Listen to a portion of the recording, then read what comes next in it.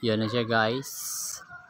Ito na yung 14 panels nagpapagana sa ating hybrid inverter. Gumana na siya.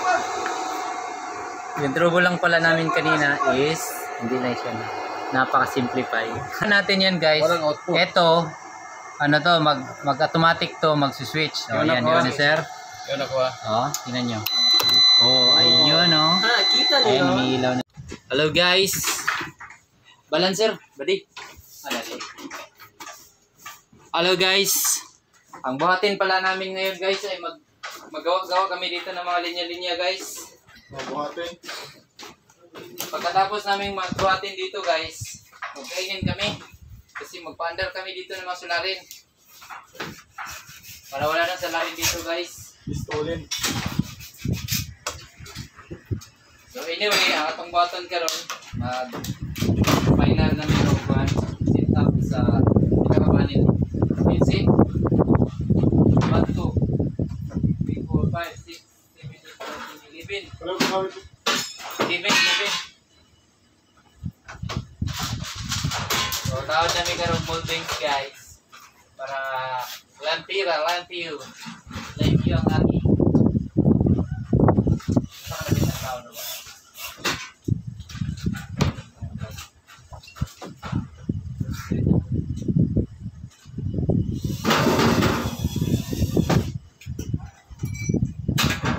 Okay na.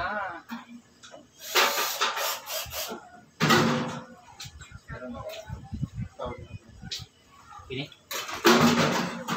Oh, dito na.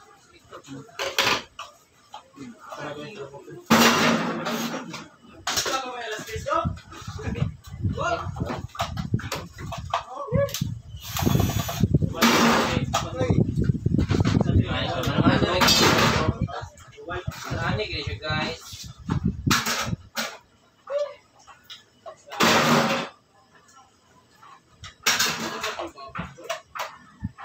Silicone freezer. Wala ko nag-record. Ako mo ko nag-record eh. Wala mo na nag-record na wala pa. Ang nakuha. Record na day.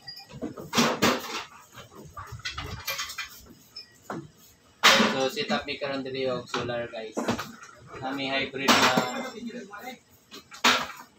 this one 3K 3,000 kilowatt hybrid inverter. Pero mix na mo ang hybrid na lang ang windmill o ang solar na David pa.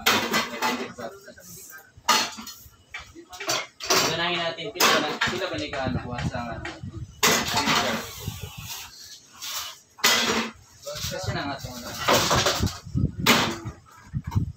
Ay, pasok na.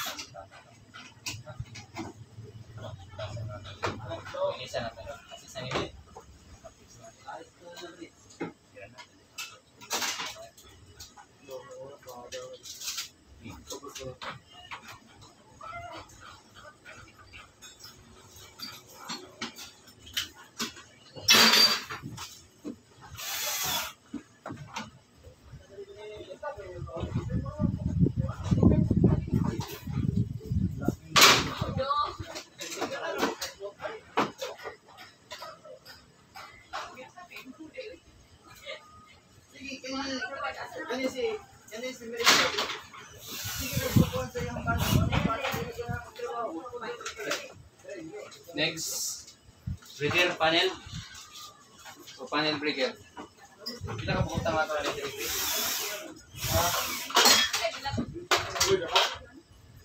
Ayaw na, kay balaan na ba? Dali, pwede na.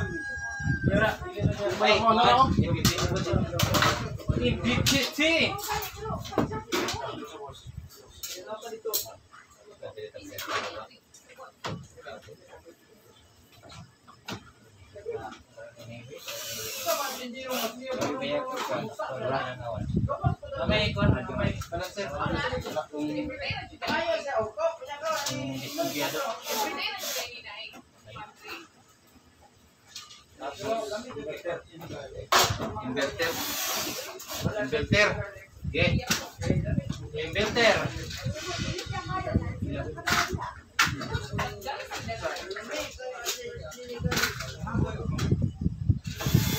Betang betang yung sini.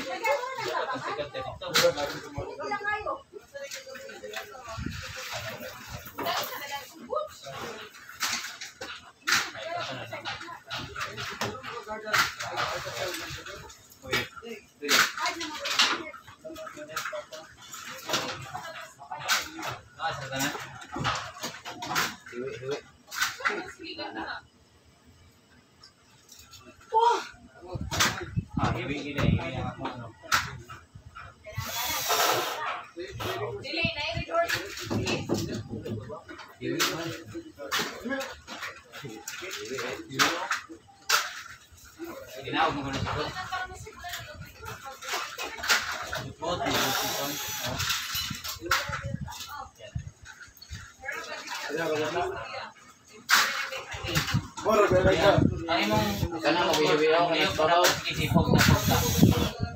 Ora man doon kana mo molding sa babaw. Okay,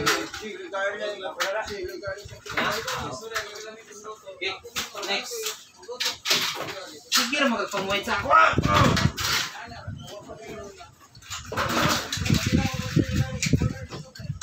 Okay guys, bag time lapse na mi kay magpaspas na trabaho. Time lapse na kay mahurot mo ang memory.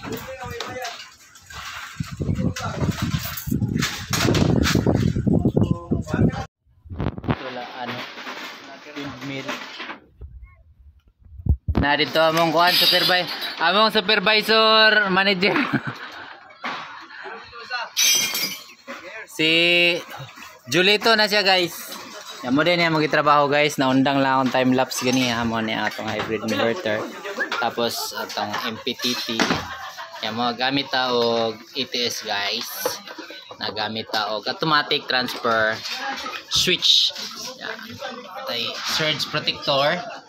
Tapos sit-up na niya mga DC breakers na siya guys. Ang iyang gitap karon padulong na siya sa battery negative side. So padulong na siya diri karon guys. By the way, naka-sit up na siya diri sa MPPT solar charge controller. Ana siya input dira sa iyang battery. Ang solar panel nimo putol pa lagi ni. Teres babaw? Taas pa na, taas na. Okay, kadali lang. So, muna ni siya karon ng MC4 guys. Tunol sa pinakapugi na mga motong itrabaho ng mga breaker. Muna ni siya ang gisit up na daw guys. Para yun pa kami nag-sit up karon. Ano tayo breaker. Kini siya guys, surge protector na siya. Para in case na yung mga lightning, ang out na ni, diretso na ni siya sa ground. See? Kana siya ground, input na siya.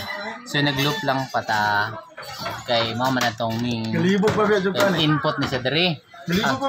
Ang input na niya guys, kining duha ka wire nga yang gi out diri guys, padulong na siya diri sa lagi na siya diha ni ana na siya guys, ni ana. Array na siya diri sa battery guys, na siya. Tapos kani Asa supply ng kuryente kanang bisagasa ani no nara. Kini ang atong input na siya sa Kuryente. sa Nico or grid. Tapos kini ang atong input out sa inverter na to guys. So, mo na to inverter. Di nasa man ikipagawas ni. Amo to katong labay, di ba kanim to labay no? Kini diri to, na diri na ta nag-out. Diri na imong out. Bali, ang atong primary is ang atong source sa solar. Tapos secondary lang na backup lang na nato ang atong grid. So in case magka-trouble lang imong grid guys, or nagka-trouble lang imong solar rather, mo automatic ni siya switch guys. Padulong na siya sa grid. So ana ka useful ang atong ETS guys. So kung na may kontrata dia, sulti lang kay si Chris andam na ni mo wiring guys. So Grabe ng paningkamot kay pangbugas na giniya guys. Di na gini madalag hangyo. Search ko na ako. So padayon ta karon diri. Search ko na ako. Saan na to? Nagay nakako na yung breaker na. Start up na itong inverter. Wala pa. Yun, charge na siya. Charging na siya. Ano yun. Pero hapon naman got mo lang ito. Ano pa lang. Charge na siya. Charge na siya. Wala pa man natag yun ng load. Yun ang load. Wala pa siya input dari. Okay, output voltage. Testera natin. Tester sa tester. Tester muna tayo guys. Guys, there's na. Gumana na siya. Yung trouble lang pala namin kanina is hindi na siya na. Napaka-simplify. Napaka-simple ng ano guys. Napakaangas, tol. Yung gumana na siya. Okay na. Oops. Ayun. So, gumana na yung panel guys. Yan. Kita nyo.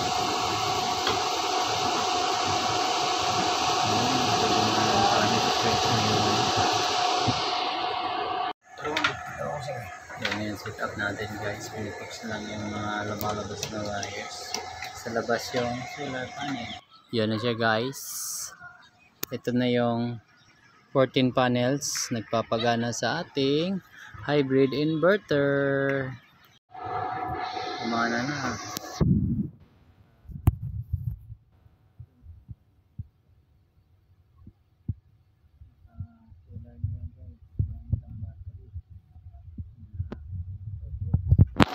Tapos ito na yung load mo. Isang ref. Ano pang mga gamit ito? So 25% lang mga ilaw-ilaw. Yan, mga nagpapagana sa ilaw naman guys. Hindi na yan. Yan yung instructor namin guys. Si Chris. Overtime si Chris ngayon. Yun no. May windmill pa guys. Para yan dito. Next pa natin na i-explore ito. Kasi may windmill siya, may solar. So hybrid na rin siya na controller.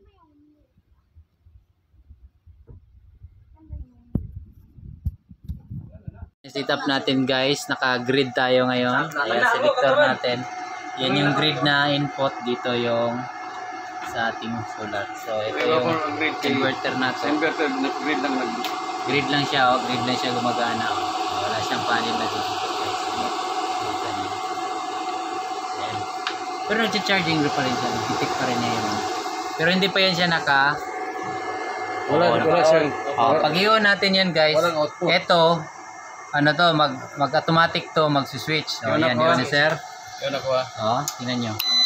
Oh, ayun o. Kita niyo. Ayun, may ilaw na siya. Automatic siya. Pag naka-manual din siya, ayun. Yun. Yun ang magandang purpose ng ETS. So, ayan yung tropa guys. Yes. First time, nagpapagana ng actual. Oh, yan o. Oh, yun o. Lupit niyan guys. Ang load, isang freezer, isang ref, at saka mga ilaw-silaws. May mga electric fan pa yan dito. 25% pa lang yan siya guys. So, thank you for watching. Ito yung pinaka-pugi namin dito guys. Ito yung future engineer.